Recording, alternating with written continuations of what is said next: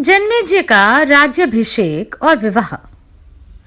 पिछले अध्याय में हमने तक्षक के द्वारा परीक्षित को काटना और मृत्यु के घाट उतारना सुना। उग्रश्रवा जी कहते हैं, शौनक जी, मंत्रीगण राजा परीक्षित को तक्षक नाग से जकड़ा हुआ देख अत्यंत दुखी हो गए। उनके मुख पर विषाद छा गया और वे सब के सब रोने लगे। तक्षक की फुंकार भरी गर्जना सुनकर मंत्री लोग भाग चले। उन्होंने देखा लाल कमल की सी कांति वाला वह अद्भुत नाग आकाश में सिंदूर की रेखा सी खींचता हुआ चला जा रहा है। नागों में श्रेष्ठ तक्षक को इस प्रकार जाते देख वे राजमंत्री अत्यंत शोक में डूब गए। वे राजमहल सर्प के विषजनित अग्नि से आवृत हो धू धू करके जलने लगा।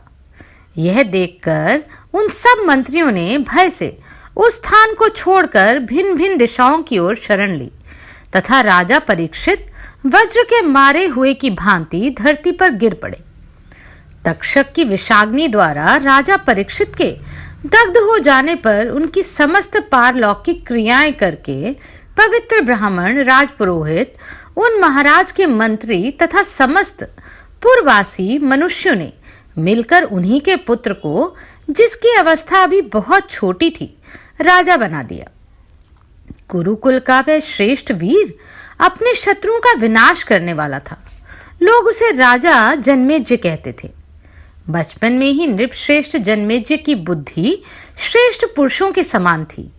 अपने वीर प्रपितामह महाराज युधिष्ठिर की भांति कुरुश्रेष्ठ वीरों के अग्रगण्य जन्मेजय भी उस समय मंत्री और पुरोहितों के साथ धर्मपूर्वक राज्य का पालन करने लगे। राजमंत्रियों ने देखा राजा जन्मेजय शत्रुओं को दबाने में समर्थ हो गए हैं। तब उन्होंने काशीराज सुवर्णवर्मा के पास जाकर उनकी पुत्री वपुष्टमा के लिए याचना की। काशीराज ने धर्म की दृष्टि से भली भांति जांच पड़ताल करके अपनी कन्या वपुष्टमा का विवाह कुरुकुल के श्रेष्ठ वीर जन्मेजय के साथ कर दिया। जन्मेजय ने भी वपुष्टमा को पाकर बड़ी प्रसन्नता का अनुभव किया और दूसरी स्त्रियों की ओर कभी अपने मन को नहीं जाने दिया। राजाओं में श्रेष्ठ पराक्रमी जन्मेजय ने प्रसन्नचित होकर सरोवर और पुष्प शोभित उपवनों में रानी वपुष्टमा के साथ उसी प्रकार विहार किया जैसे पूर्व काल में उर्वशी को पाकर महाराज पुरुरवा ने किया था। वपुष्टमा पतिव्रता थी। उसका रूप सौंदर्य सर्वत्र विख्यात था। वे राजा के अंतपुर में सबसे सुंदरी रमणी थी। राजा जन्मेजय को पति रूप में प्राप्त करके वे विहार काल में बड़े अनुराग के साथ उन्हें आनंद प्रदान करती थी। उग्रश्रवा जी कहते हैं, इन्हीं दिनों की बात है। महातपस्वी जरत्कारु मुनि संपूर्ण पृथ्वी पर विचरण कर रहे थे। जहां सायंकाल हो जाता था वहीं वे ठहर जाते थे। उन महातेजस्वी महर्षि ने ऐसे कठोर नियमों की दीक्षा ले रखी थी जिनका पालन करना दूसरे अजितेंद्रिय पुरुषों के लिए सर्वथा कठिन था। वे पवित्र तीर्थों में स्नान करते हुए विचर रहे थे। वे मुनि वायु पीते और निराहार रहते थे, इसलिए दिन पर दिन सूखते चले जाते थे। एक दिन उन्होंने पितरों को देखा जो नीचे मुंह किए एक गड्ढे में लटक रहे थे। उन्होंने स्वश नामक तिनकों के समूह को पकड़ रखा था, जिसकी जड़ में केवल एक तंतु बचा था।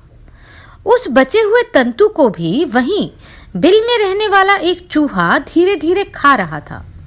वे पितर निराहार, दीन और दुर्बल हो गए थे और चाहते थे कि कोई हमें इस गड्ढे में गिरने से बचा ले। जरत्कारु उनकी दयनीय दशा देखकर दया से द्रवित हो स्वयं भी दीन हो गए और उन दीन दुखी पितरों के समीप जाकर बोले, आप लोग कौन हैं जो खश के गुच्छे के सहारे लटक रहे हैं? इस खश की जड़ें यहाँ बिल में रहने वाले चूहे ने खा डाली हैं, इसलिए वे बहुत कमजोर हैं। खश के इस गुच्छे में जो मूल का एक तंतु यहाँ बचा है, उसे भी ये चूहा अपने तीखे दांतों से धीरे धीरे कुतर रहा है। उसका स्वल्प भाग शेष है वह भी बात की बात में कट जाएगा। फिर तो आप लोग नीचे मुंह किए निश्चय ही इस गड्ढे में गिर जाएंगे। आपको इस प्रकार नीचे मुंह किए लटकते देख मेरे मन में बड़ा दुख हो रहा है। आप लोग बड़ी कठिन विपत्तियों में पड़े हैं। मैं आप लोगों का कौन प्रिय कार्य करूं?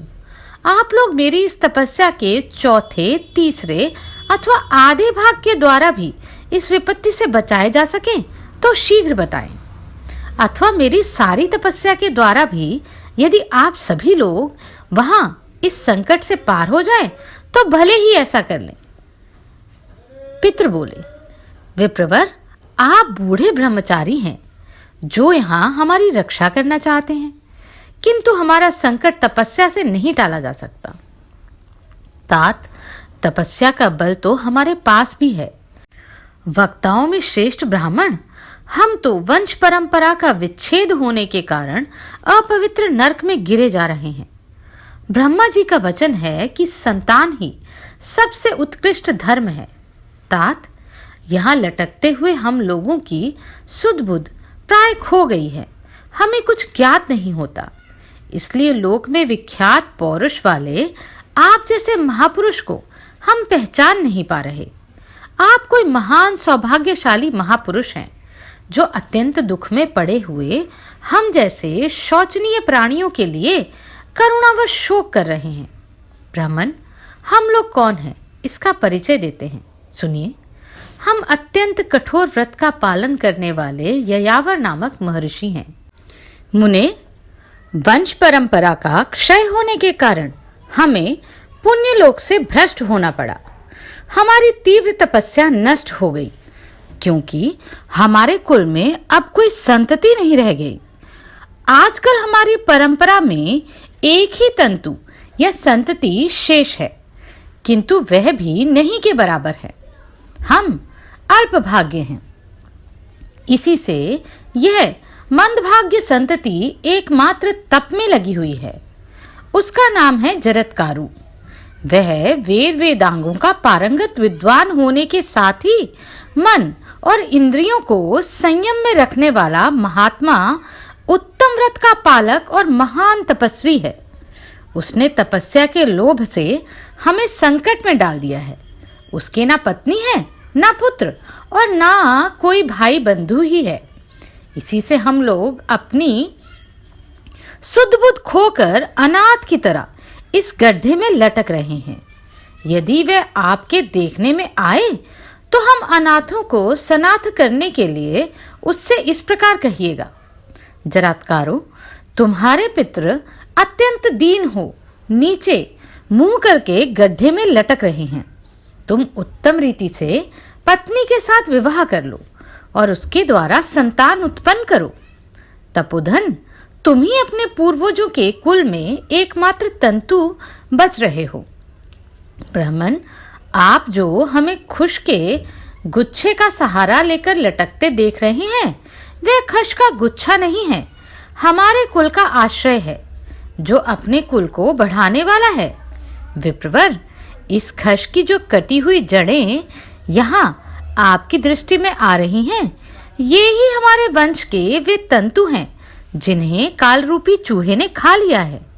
ब्राह्मण, आप जो इस खश की यह अधकटी जड़ देखते हैं, जिसके सहारे हम गड्ढे में लटक रहे हैं, यह वही एकमात्र संतान जरत्कारु है जो तपस्या में लगा है। और ब्राह्मण देवता, जिसे आप चूहे के रूप में देख रहे हैं, यह महाबली काल है। वह उस तपस्वी एवं मूढ़ जरत्कारु को, जो तप को ही लाभ मानने वाला है, मंदात्मा और अचेत हो रहा है। धीरे धीरे पीड़ा देते हुए दांतों से काट रहा है। साधु शिरोमणि, उस जरत्कारु की तपस्या हमें इस संकट से नहीं उबारेगी। देखिए, हमारी जड़ें कट गई हैं। काल ने हमारी चेतना नष्ट कर दी है और हम अपने स्थान से भ्रष्ट होकर नीचे इस गड्ढे में गिर रहे हैं। जैसे पापियों की दुर्गति होती है, वैसे ही हमारी होती है। हम समस्त बंधु बांधवों के साथ जब इस गड्ढे में गिर जाएंगे, तब वह जरत्कारु भी काल का ग्रास बनकर अवश्य ही इसी नरक में आ गिरेगा। तात, तपस्या, यज्ञ अथवा अन्य जो महान एवं पवित्र साधन हैं, वे सब संतान के समान नहीं हैं। तात, आप तपस्या के धनी जान पड़ते हैं। आपको तपस्वी जरत्कारू मिल जाए तो उससे हमारा संदेश कहिएगा, और आपने यहाँ जो कुछ देखा वह सब उसे दीजिए। ब्राह्मण, हमें सनाथ बनाने की दृष्टि से आप जरत्कारू के साथ इस प्रकार वार्तालाप कीजिएगा जिससे वह पत्नी संग्रह करे और उसके द्वारा पुत्रों को जन्म दे। तात, जरत्कारू के बांधव जो हम लोग हैं, हमारे लिए अपने कुल की भांति अपने भाई बंधु के समान आप सोच कर रहे हैं। अतः साधु शिरोमणि, बताइए आप कौन हैं? हम सब लोगों में से आप किसके क्या लगते हैं जो यहाँ खड़े हैं? हम आपका परिचय सुनना चाहते हैं। उग्रश्रवा जी कहते हैं, शौनक जी, यह सुनकर जरत्कारू अत्यंत शोक में मग्न हो गए और दुख से आंसू बहाते हुए गदगद वाणी में अपने पितरों से बोले। जरत्कारू ने कहा, आप मेरे ही पूर्वज पिता और पितामह आदि हैं। अतः बताइए, आपका प्रिय करने के लिए मुझे क्या करना चाहिए? मैं ही आप लोगों का पुत्र पापी जरत्कारू हूं। आप मुझे अकृतात्मा पापी को इच्छानुसार दंड दें। पितृ बोले, पुत्र, बड़े सौभाग्य की बात है जो तुम अकस्मात स्थान पर आ गए। ब्राह्मण, तुमने अब तक विवाह क्यों नहीं किया? जरत्कारू ने कहा, पितृगण, मेरे हृदय में यह बात निरंतर घूमती रहती थी कि मैं उधर्वरेता अर्थात अखंड ब्रह्मचर्य का पालक होकर इस शरीर को परलोक अर्थात पुण्य धाम में पहुंचाऊं। अतः मैंने अपने मन में ये दृढ़ निश्चय कर लिया था कि मैं कभी पत्नी परिग्रह नहीं करूंगा।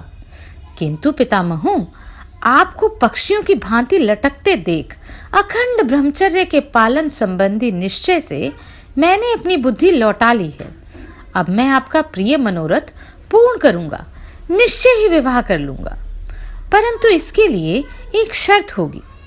यदि मैं कभी अपने ही जैसे नाम वाली कुंवारी कन्या पाऊंगा, उसमें भी जो भिक्षा की भांति बिना मांगे स्वयं ही विवाह के लिए प्रस्तुत हो जाएगी और जिसके पालन पोषण का भार मुझ पर ना होगा, उसी का मैं पाणी ग्रहण करूंगा। यदि ऐसी विवाह मुझे सुलभ हो जाए तो कर लूंगा, अन्यथा विवाह करूंगा ही नहीं। पितामहों, यह मेरा सत्य निश्चय है। वैसे विवाह से जो पत्नी मिलेगी, उसी के गर्भ से आप लोगों को तारने के लिए कोई प्राणी उत्पन्न होगा। मैं चाहता हूँ मेरे पितृ नित्य शाश्वत लोकों में बने रहें, वहां वे अक्षय सुख के भागी हों। उग्रश्रवा जी कहते हैं, शौनक जी, इस प्रकार पितरों से कहकर जरत्कारू मुनि पूर्ववत पृथ्वी पर विचरने लगे, परंतु यह बूढ़ा है ऐसा समझकर किसी ने कन्या नहीं दी। अतः उन्हें पत्नी उपलब्ध न हो सकी। जब वे विवाह की प्रतीक्षा में खिन्न हो गए, तब पितरों से प्रेरित होने के कारण वन में जाकर अत्यंत दुखी हो जोर जोर से ब्याह के लिए पुकारने लगे। वन में जाने पर विद्वान जरत्कारू ने पितरों की हित की कामना से 3 बार धीरे धीरे यह बात कही, मैं कन्या मांगता हूँ, मैं कन्या मांगता हूँ, मैं कन्या मांगता हूँ। फिर जोर से बोले, यहाँ जो स्थावर जगम दृश्य या अदृश्य प्राणी हैं, वे सब मेरी बात सुने। मेरे पितृ भयंकर कष्ट में पड़े हैं और दुख से आतुर हो संतान प्राप्ति की इच्छा रखकर मुझे प्रेरित कर रहे हैं कि तुम विवाह कर लो। अतः विवाह के लिए मैं सारी पृथ्वी पर घूमकर कन्या की भिक्षा चाहता हूँ। यद्यपि मैं दरिद्र हूँ और सुविधाओं के अभाव में दुखी हूँ, तो भी पितरों की आज्ञा से विवाह के लिए उद्यत हूँ। मैंने यहाँ जिनका नाम लेकर पुकारा है, उनमें से जिस किसी भी प्राणी के पास विवाह के योग्य विख्यात गुणों वाली कन्या हो, वह सब दिशाओं में विचरने वाले मुझ ब्राह्मण को अपनी कन्या दे। जो कन्या मेरे ही जैसे नाम वाली हो, भिक्षा की भांति मुझे दी जा सकती हो और जिसके भरण भोषण का भार मुझ पर ना हो, ऐसी कन्या कोई मुझे दो। तब उन नागों ने जो जरत्कारु मुनि की खोज में लगाए गए थे, उनका यह समाचार पाकर उन्होंने नागराज वासुकी को सूचित किया। उनकी बात सुनकर नागराज वासुकी अपनी उस कुमारी बहन को वस्त्राभूषणों से विभूषित करके साथ ले वन में मुनि के समीप गए। ब्राह्मण, वहां नागेंद्र वासुकी ने महात्मा जरत्कारु को भिक्षा की भांति वह कन्या समर्पित की, किंतु उन्होंने सहसा उसे स्वीकार नहीं किया। सोचा, संभव है ये कन्या मेरे जैसे नाम वाली ना हो, इसके भरण पोषण का भार किस पर रहेगा, इस बात का निर्णय भी अभी तक नहीं हो पाया। इसके सिवा मैं मोक्ष भाव में स्थित हूं, यही सोचकर उन्होंने पत्नी परिग्रह में शिथिलता दिखाई। भृगुनंदन, इसलिए पहले उन्होंने वासुकी से उस कन्या का नाम पूछा और यह स्पष्ट कह दिया, मैं इसका भरण पोषण नहीं करूंगा। उग्र शिवाजी कहते हैं, शौनक, उस समय वासुकी ने जरत्कारु मुनि से कहा, द्विजश्रेष्ठ, इस कन्या का वही नाम है जो आपका है। यह मेरी बहन है और आपकी ही भांति तपस्विनी भी है। आप इसे ग्रहण करें। आपकी पत्नी का भरण पोषण मैं करूंगा। तपोधन, अपनी सारी शक्ति लगाकर मैं इसकी रक्षा करता रहूंगा। मुनिश्रेष्ठ, अब तक आप ही के लिए मैंने इसकी रक्षा की है। ऋषि ने कहा, नागराज, मैं इसका भरण पोषण नहीं करूंगा। मेरी यह शर्त तो तय हो गई। अब दूसरी शर्त यह है कि तुम्हारी इस बहन को कभी ऐसा कार्य नहीं करना चाहिए जो मुझे अप्रिय लगे। यदि अप्रिय कार्य कर बैठेगी तो उसी समय मैं इसे त्याग दूंगा। उग्र शिवाजी कहते हैं, नागराज ने यह शर्त स्वीकार कर ली कि मैं अपनी बहन का भरण पोषण करूंगा। तब जरत्कारु मुनि वासुकी के भवन में गए। वहां मंत्रवेताओं में श्रेष्ठ तपोवृद्ध महाव्रती धर्मात्मा जरत्कारु ने शास्त्रीय विधि और मंत्रोच्चारण के साथ नाग कन्या का पानी ग्रहण किया। तदनंतर महर्षियों से प्रशंसित होते हुए वे नागराज के रमणीय भवन में, जो मन के अनुकूल था, अपनी पत्नी को लेकर गए। वहां बहुमूल्य बिछौने से सजी हुई शैया बिछी थी। जरत्कारु मुनि अपनी पत्नी के साथ उसी भवन में रहने लगे। उस साधु शिरोमणि ने वहां अपनी पत्नी के सामने यह शर्त रखी, तुम्हें ऐसा कोई काम नहीं करना चाहिए जो मुझे अप्रिय लगे, साथ ही कभी अप्रिय वचन भी नहीं बोलना। तुमसे अप्रिय कार्य हो जाने पर मैं तुम्हें और तुम्हारे घर में रहना छोड़ दूंगा। मैंने जो कुछ कहा है, मेरे इस वचन को दृढ़ता पूर्वक धारण करो।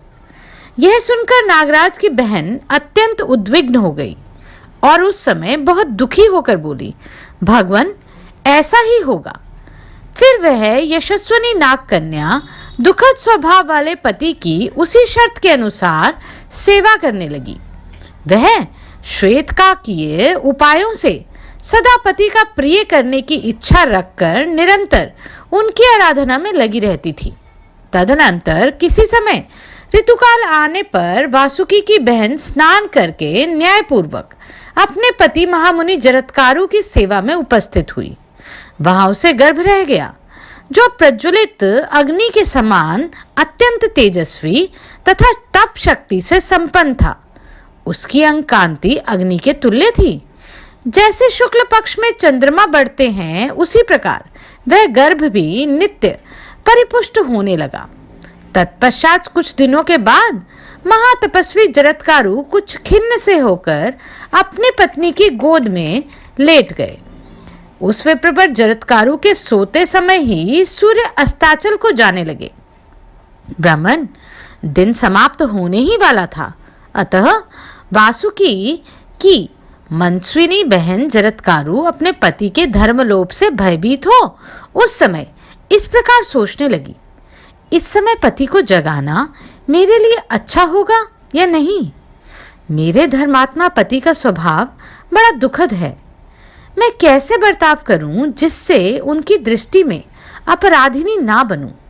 यदि उन्हें जगाऊंगी तो निश्चय ही इन्हें मुझ पर क्रोध होगा, और यदि सोते सोते संध्योपासन का समय बीत गया तो अवश्य इनके धर्म का लोप हो जाएगा। ऐसी दशा में धर्मात्मा पति का कोप स्वीकार करूं या उनके धर्म का लोप?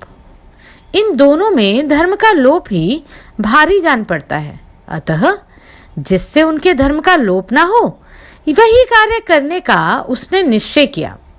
मन ही मन ऐसा निश्चय करके मीठे वचन बोलने वाली नाग कन्या जरत्कारु ने वहां सोते हुए अग्नि के समान तेजस्वी एवं तीव्र तपस्वी महर्षि से मधुर वाणी में यूं कहा, महाभाग उठिए, सूर्यदेव अस्ताचल को जा रहे हैं। भगवान, आप संयम पूर्वक आचमन करके संध्योपासन कीजिए। अब अग्निहोत्र की बेला हो रही है। यह मुहूर्त धर्म का साधन होने के कारण अत्यंत रमणीय जान पड़ता है। इसमें भूत आदि प्राणी विचरते हैं, अतः भयंकर भी है। प्रभो, पश्चिम दिशा में संध्या प्रकट हो रही है। उधर का आकाश लाल हो रहा है। नाग कन्या के ऐसा कहने पर महातपस्वी भगवान जरत्कारु जाग उठे। उस समय क्रोध के मारे उनके होंठ कांपने लगे।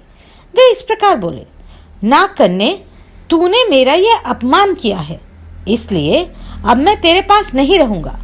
जैसे आया हूं वैसे ही चला जाऊंगा। वामोरु, सूर्य में इतनी शक्ति नहीं है कि मैं सोता रहूं और वे अस्त हो जाए। यह मेरे हृदय में निश्चय है। जिसका कहीं अपमान हो जाए, ऐसे किसी भी पुरुष को वहां रहना अच्छा नहीं लगता। फिर मेरी अथवा मेरे जैसे दूसरे धर्मशील पुरुष की बात ही क्या है। जब पति ने इस प्रकार हृदय में कंपकपी पैदा करने वाली बात कही, तब उस घर में स्थित वासुकी की बहन इस प्रकार बोली, विप्रवर, मैंने अपमान करने के लिए आपको नहीं जगाया था। आपके धर्म का लोप ना हो जाए, यही ध्यान में रखकर मैंने ऐसा किया।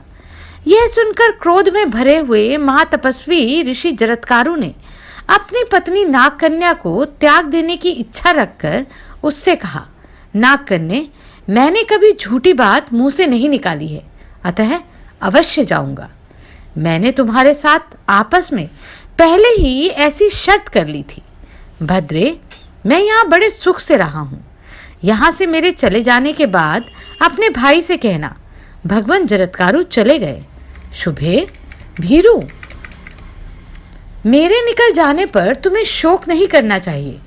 उनके ऐसा कहने पर अनिंद्य सुंदरी जरत्कारु भाई के कार्य की चिंता और अपने पति के वियोग जनित शोक में डूब गई। उसका मुख सूख गया, नेत्रों में आंसू छलक आए और हृदय कांपने लगा।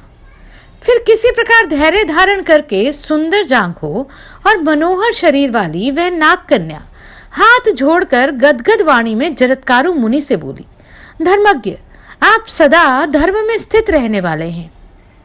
मैं भी पति धर्म में स्थित तथा आप प्रियतम के हित में लगी रहने वाली हूँ। आपको मुझ निरपराध अबला का त्याग नहीं करना चाहिए।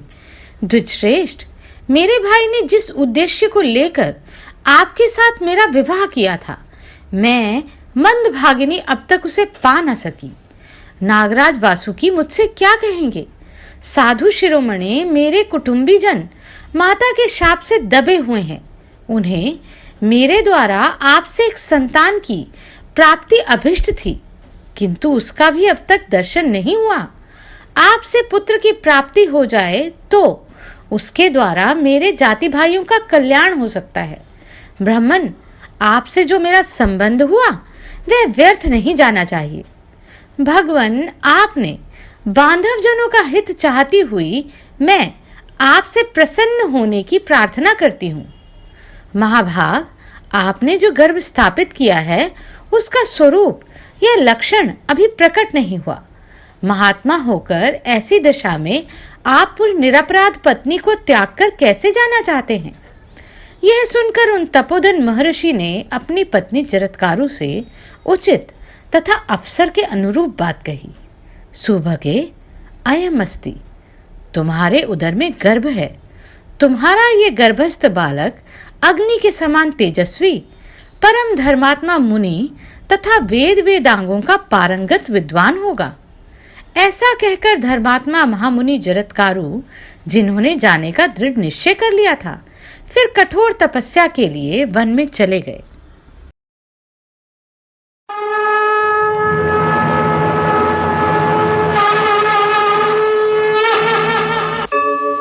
यदा यदा हि धर्मस्य ग्लानिर्भवति भारत अभ्युत्थानम् अधर्मस्य तदात्मानं सृजाम्यहम् परित्राणाय साधूनां विनाशाय च दुष्कृताम्